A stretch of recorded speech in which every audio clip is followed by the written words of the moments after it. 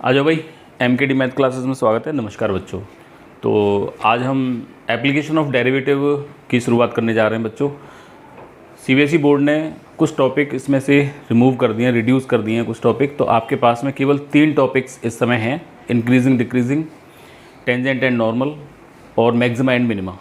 तो ये 3 टॉपिक पे आपको तैयारी करनी है अच्छी तरह से बच्चों। 6 मार्क्स का क्वेश्चन आपको मिलना है और हो सकता है कि 4 मार्क्स का क्वेश्चन भी आपको यहीं से मिले, ठीक है। तो बड़ी अच्छी तरह से हम लोग पढ़ेंगे इसको। पहले समझने का प्रयास करेंगे कि इंक्रीजिंग डिक्रीजिंग फंक्शन आपके होते क्या हैं और किस तरह से इस पर कंडीशन अप्लाई करके हम लोग इंटरवल निकाल सकते हैं कि इस इंटरवल में ये फंक्शन इंक्रीज़ करेगा या इस इंटरवल में ये डिक्रीज़ करेगा, या इंटरवल हमको दिया हो तो उसके हिसाब से हम बता सकते हैं कि ये फंक्शन इस इंटरवल में इंक्रीज़ है या डिक्रीज़ है, ठीक है। सॉरी। तो यही हम लोग पढ़ने वाले हैं। लेकिन बच्चों अगर सब्सक्राइब नहीं किया आपने तो कर लीजिए उसको सब्सक्राइब, ठीक है। तो ये और बच्चों को भी बताइए, ठीक है। चलो स्टार्ट करते हैं।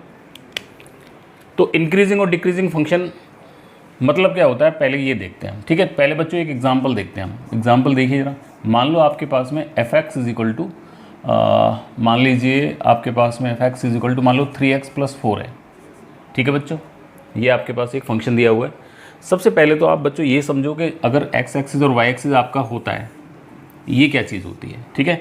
तो ये x एक्सिस है आपका और ये आपका y एक्सिस, ठीक है। अगर y = fx आपको कोई फंक्शन दिया होता है बच्चों, तो ये तो यहाँ पे तो x की वैल्यूज रखी जाती हैं। That means this is the domain, ये डोमेन होता है आपका। और बच्चों ये क्या होती है आपकी रेंज होती है।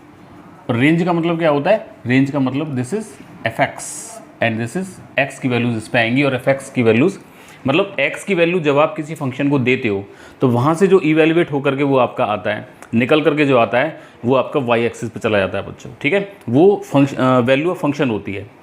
बात समझ में आ रही नहीं आ रही? तो वो वैल्यू ऑफ फंक्शन होती है आपकी, वो किस पे चली जाती है आपकी y एक्सिस पे। ये आप हमेशा ध्यान रखेंगे, ठीक है, क्योंकि अब यहीं से आपका निकलने वाला है ये। तो मान लो कि ये fx = 3x + 4 था आपके पास में। अगर मैं इसका ग्राफ ड्रॉ करूं बच्चों, देखो तो ग्राफ आपका इस तरह से ड्रॉ होने वाला है। x की वैल्यूज़, y की वैल्यूज़। मान लो x की वैल्यू 0 रखी तो y बराबर कितना मिला, 4 रखा।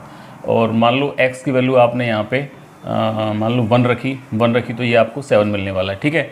अगर इन दोनों को प्लॉट करूँ मैं यहाँ से तो 0 और दिस इज़ 1 1 2 3 4, एक पॉइंट तो आपको ये मिल गया 0 4, एक 1 7, 1 मान लो यहाँ पे और 7 आपको मान लो 4 5 6 7 लगभग यहाँ मिल जाएगा। मतलब कि ये लाइन आपकी इस तरह से बनने वाली है, ठीक है बच्चों। ये लाइन आपकी इस तरह से बन गई। तो एक लीनियर इक्वेशन है इसलिए लाइन बनी इसकी एक।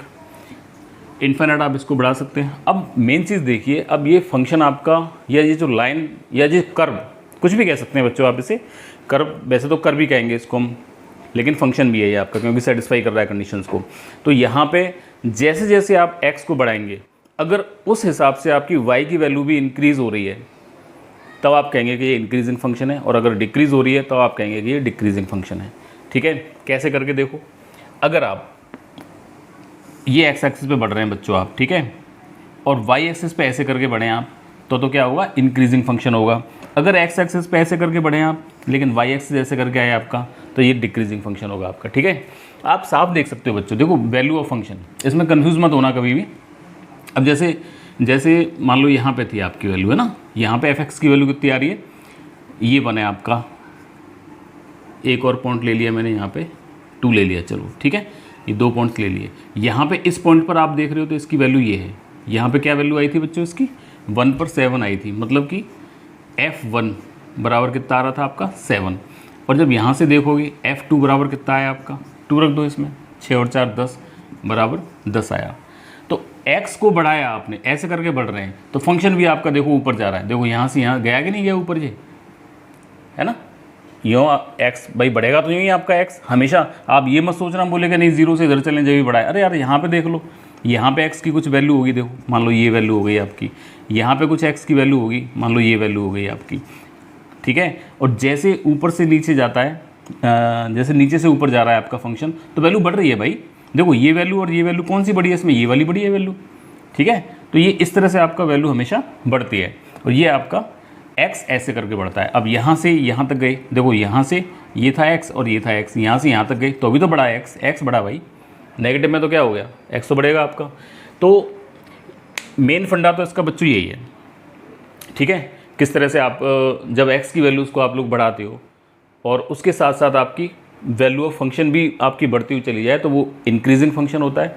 और डिक्रीजिंग कौन सा होता है कि जब x को बढ़ाएं लेकिन फंक्शन की वैल्यू घट जाए तो वो आपका डिक्रीजिंग फंक्शन होता है, ठीक है। अब इसी में यदि एक लाइन ऐसे करके ये बना दी मैंने लाइन, अब ये डिक्रीजिंग लाइन है आपकी। अब देख लो कैसे करके डिक्रीजिंग लाइन है, देखो मैं डालता हूँ इसको, मैं कैसे करके डिक्रीजिंग लाइन है वो भी देख लीजिए आप। देखो तो ये मान लो ये आपकी लाइन है यहाँ पे।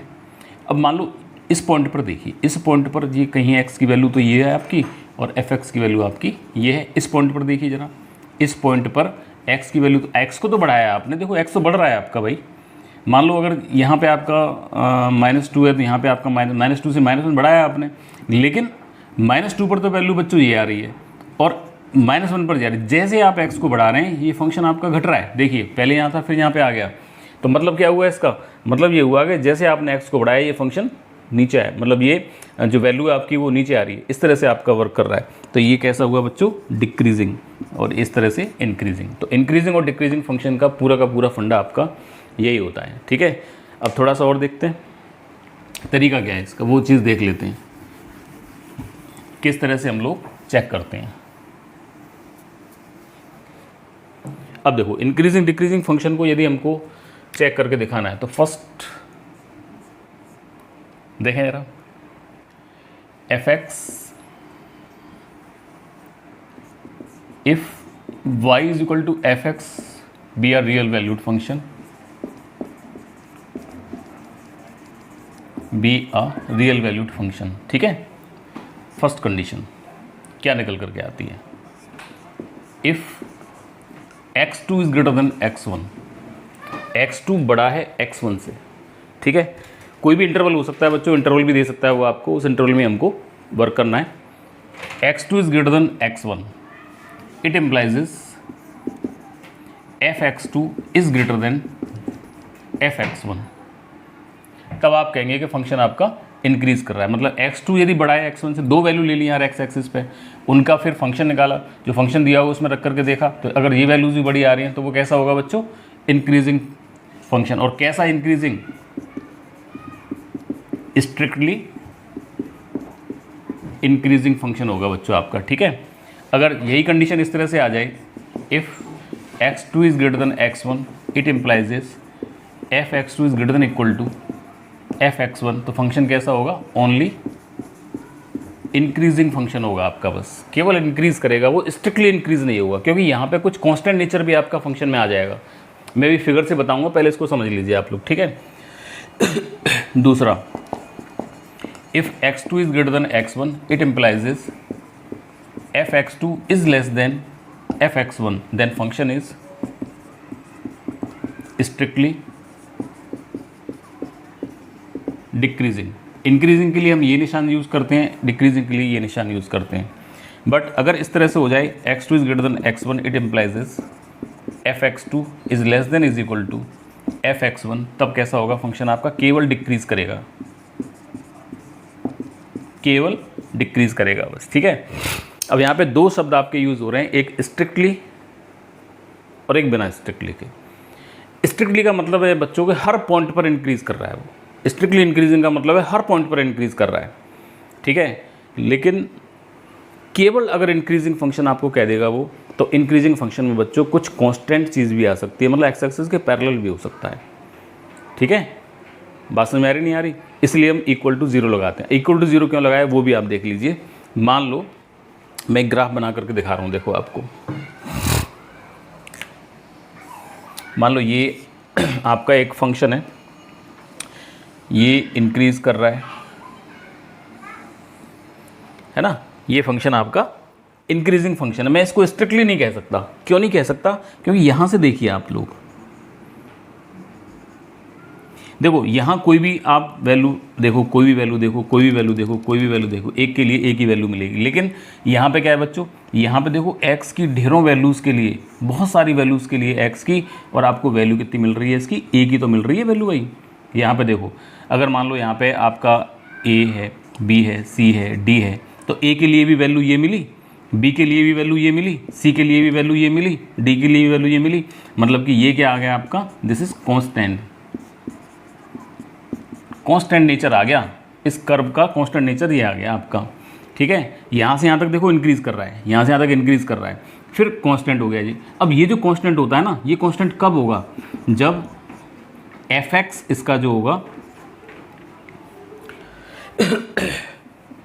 एफ डैश एक्स जो होगा वो 0 के बराबर होगा, जब ये आपका कांस्टेंट फंक्शन माना जाएगा। ठीक है, तो इस तरह के जो फंक्शंस होते हैं वो आपके केवल इंक्रीजिंग फंक्शन कहलाते हैं। लेकिन अगर बच्चों ऐसा फंक्शन हो आपके पास में जैसे जैसे जैसे जैसे जैसे चलो ये बना दिया मैंने, जैसे ये फंक्शन है आपका, जैसे जैसे आप x की वैल्यूज़ को बढ़ा रहे हैं बच्चों, देखो पहले यहाँ था मान लो x, तो ये फंक्शन की वैल्यू थी, यहाँ पे आई तो ये वैल्यू हो गई, बढ़ रही नहीं बढ़ रही, जैसे जैसे x को बढ़ा रहे हैं वैसे वैसे आपकी y की वैल्यू भी बढ़ती हुई चली जा रही है, और कहीं भी कांस्टेंट नेचर नहीं आ रहा है इसमें, कहीं भी 0 के बराबर नहीं होगा वो भाई।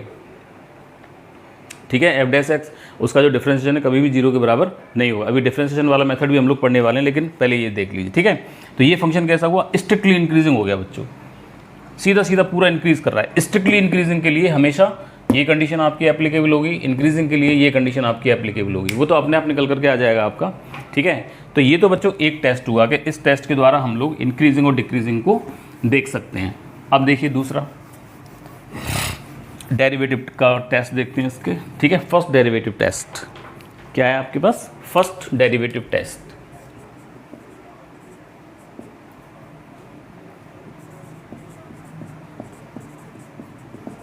फर्स्ट डेरिवेटिव टेस्ट क्या होता है, फर्स्ट डेरिवेटिव टेस्ट देखिए, इसको भी ज़रा थोड़ा सा समझते हैं बच्चों इसको, है ना। मान लो आपके पास में ये कोई फंक्शन दिया हुआ है, मान लो यही दे रखा है, चलो ठीक है, क्या आप मुझे इसका स्लोप बता सकते हैं। स्लोप बच्चों कहाँ से निकलता है, always positive direction of x axis, यहाँ से ऑलवेज होगा। अब बच्चे क्यों कन्फ्यूज हो जाते हैं, बच्चे कहलाते हैं बोले कि यहाँ तो नेगेटिव होगा, अरे नेगेटिव क्यों होगा भाई, पॉजिटिव एक्स एक्सिस ये है ना पूरी आपकी। अब वो तो कहीं भी हो आपका, ऐसे करके लाइन होगी तो भी ये यहाँ पे बना आपका। ठीक है, कैसी भी लाइन हो आपकी, ऐसे करके लाइन होगी तो भी ये बना आपका, तो ये positive direction of x axis होती है बच्चों आपकी। ठीक है, अब यहाँ समझिए ज़रा, अब एंगल कितना बना, एंगल मान लो ये बना मेरा, मान लो साई का एंगल बना। ठीक है, अब स्लोप को आप कैसे निकालते हैं बच्चों, स्लोप को आप निकालते हैं m बराबर टेन साई या टेन थीटा। ठीक है, ये आपका स्लोप ये बता देता है कि कितना झुका हुआ है एक्स एक्सिस पर। इसी को आप क्या कहते हैं, इसी को बच्चों कहते हो आप dy/dx। ठीक है, अब आप ये बताइए कि ये जो एंगल होगा पॉजिटिव एक्स एक्सिस वाला जो एंगल होगा, देखो ये लाइन चाहे ऐसे हो जाए, चाहे ऐसे हो जाए, चाहे ऐसे हो जाए, चाहे ऐसे हो जाए, ऐसे हो जाए, ऐसे हो जाए, ऐसे हो जाए। ठीक है, यहाँ तक देखिए, यहाँ तक है ना, इस तरह से हो जाए आपकी, तो आपका फर्स्ट क्वाड्रेंट में तो लाइज करेगा भाई, ये जो एंगल होगा आपका फर्स्ट क्वाड्रेंट में तो लाइज करेगा। अब फर्स्ट क्वाड्रेंट में लाइज करेगा, और फर्स्ट क्वाड्रेंट में टेन थीटा कैसा होता है, पॉजिटिव होता है बच्चों। ठीक है, ये आपका ग्रेटर देन 0 होता है फर्स्ट क्वाड्रेंट में। तो यहाँ से जो dy/dx आपका निकल करके आया, dy/dx पॉजिटिव आया, पॉजिटिव का मतलब ग्रेटर देन 0, मतलब कि f dash x is greater then 0। मान लो अगर इस तरह से आपकी लाइन होती कोई भी, तो बच्चों ये एंगल कितना बनता आपका, 90 से तो ज़्यादा बनेगा यार। ठीक है, 90 से तो ज़्यादा बनने वाला है, और 90 से ज़्यादा बना तो वो सेकंड क्वाड्रेंट में आ गया आपका। अब सेकंड क्वाड्रेंट में क्या होता है, 10 नेगेटिव होता है बच्चों। ठीक है, तो सेकंड क्वाड्रेंट में इसका जब स्लोप निकालेंगे आप, मतलब कि इसका स्लोप निकाला तो dy/dx इज लेस देन 0। क्यों, क्योंकि यहाँ से जो m होगा आपका m बराबर 10 साई। ठीक है, m बराबर 10 साई, ये साई 1 मान लो, ये साई 2 मान लो, साई 2 साई 1, 10 साई 2 बराबर कितना आ रहा है आपका, साई देखो एंगल कितना बना यार, एंगल 90 से ज़्यादा बना, देखो 90 का एंगल इस तरह से यहाँ बनेगा आपका, लेकिन ये यहाँ निकल आया है। तो ये जो एंगल है, एंगल को देखो किस क्वाड्रेंट में, आप ये मत देखो कि लाइन किस क्वाड्रेंट में, उस लाइन का जो एंगल है वो किस क्वाड्रेंट में आ रहा है, ये चीज़ देखिए। जैसे पहली लाइन का ये था, ये ऑलवेज इस तरह से आप कितनी भी लाइन बना लो यार, कैसे भी बना लो। ठीक है, ये हमेशा क्या रहेंगी आपकी, ये जो साई रहेगा ये 90 डिग्री से नीचे रहेगा आपका। ठीक है, ये 90 डिग्री से ऊपर हो गया, 90 डिग्री से ऊपर का मतलब क्या, सेकंड क्वाड्रेंट में आ गया। सेकंड क्वाड्रेंट का मतलब क्या है इसमें, वहाँ पे आपका 10 नेगेटिव होता है, और 10 नेगेटिव होता है तो बच्चों dy/dx क्या हो गया, लेस देन 0 के बराबर हो गया, मतलब कि f dash x is less then 0। ये आपका डेरिवेटिव टेस्ट होता है बच्चों, है ना, इस तरह से निकल करके आता है। अब लिखेंगे कैसे इसको, ये देख लीजिए। If y is equal to F x be a real valued function, ये रियल वैल्यूड आपका फंक्शन है, एंड फर्स्ट कंडीशन पे if F dash x is greater than zero, अगर एफ डैश एक्स आपका ग्रेटर देन ज़ीरो होगा बच्चों तो क्या होगा, फंक्शन आपका इंक्रीज करेगा। F dash x is greater than zero. फिर अब एक चीज़ और इसमें लिख लें, Y is equal to F x be are real valued function, ठीक है, real valued function differentiable in a b and continuous in, ये तो आप जानती हो डिफरेंशिएबिलिटी और उसकी जो कंडीशंस थी उससे आप जानते हो कि कोई भी फंक्शन है, एक इंटरवल ले लिया हमने, छोटा सा इंटरवल मान लिया इसका कि ए बी में तो कंटिन्यूअस है और ए बी में आपका डिफरेंशिएबल है, ठीक है। तो F dash x is greater than zero यदि निकल करके आता है, इट इम्प्लाइज, इसका मतलब क्या है, F x is increasing function, sorry F x is strictly increasing function, F x कैसा होगा, स्ट्रिक्टली इंक्रीज करेगा। और यदि F dash x is greater than equal to zero भी आ जाता है आपका, तो बच्चों F x is only increasing function होगा। दूसरा, if F dash x is less than zero, मतलब क्या हुआ इसका, एफ एक्स इज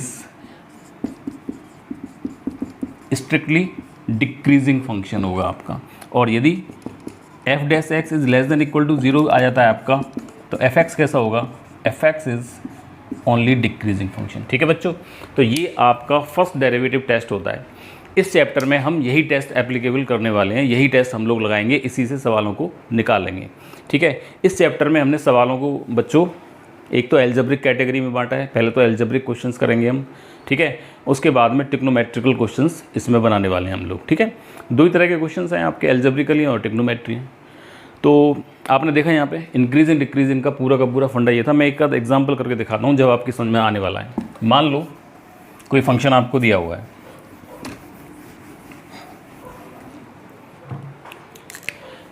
मान लिया F x is equal to मान लो 3x प्लस 2 है। अब ये पूछ रहा है, बोले बताओ इंक्रीजिंग फंक्शन है कि डिक्रीजिंग, तो आप क्या करेंगे, सबसे पहले एफ डैश एक्स निकालो इसका, एफ डैश एक्स कितना है आप 3। अब ये तो इसमें तो कुछ नहीं है भाई, 3 पॉजिटिव ही आ रहा है आपका, है ना, मतलब कि कंडीशन क्या निकली, F dash x is greater than zero. अब ग्रेटर देन ज़ीरो तो क्या हुआ, इंक्रीजिंग करेगा, और वो भी स्ट्रिक्टली इंक्रीजिंग करेगा। मान लो अगर आपके पास में फंक्शन होता है F x is equal to minus का 3x प्लस 5, इसका यदि आप एफ डैश एक्स करें तो माइनस का 3 आया, ये फंक्शन क्या करेगा, डिक्रीज करेगा, ठीक है। मान लो f x is equal to आपके पास में x square plus 2x plus 3 आया आपका, ठीक है, ये फंक्शन निकल करके आता है। तो एफ डैश एक्स किया आपने इसका, F dash x is equal to 2x plus 2 निकल करके आया, ठीक है। अब यहाँ पे बच्चों x जो है वो आपका वेरिएबल है। अब ये x पे डिपेंड करेगा कि ये नेगेटिव है या पॉजिटिव है, ठीक है। तो देखो इस तरह के सवाल जब हमारे पास आएंगे, लीनियर तो आराम से सॉल्व हो जाते हैं यार, कोई प्रॉब्लम नहीं है। जब इस तरह के सवाल आएंगे तो हम उसमें इंटरवल बनाएंगे। अब इंटरवल भी दो तरीके से बनवाता है वो, एक तो आपसे ये कह देगा, बोले कि इस इंटरवल में इंक्रीजिंग है या डिक्रीजिंग है ये बताओ। क्या कह दिया उसने, बोले कि इस इंटरवल दे दिया आपको, है ना, इस इंटरवल में इंक्रीज कर रहा है डिक्रीज कर रहा है ये बताओ। दूसरा क्या पूछता है कि फंक्शन दे दिया और फंक्शन को पूछेगा, बोले बताओ कहाँ इंक्रीज कर रहा है कहाँ डिक्रीज कर रहा है, ठीक है।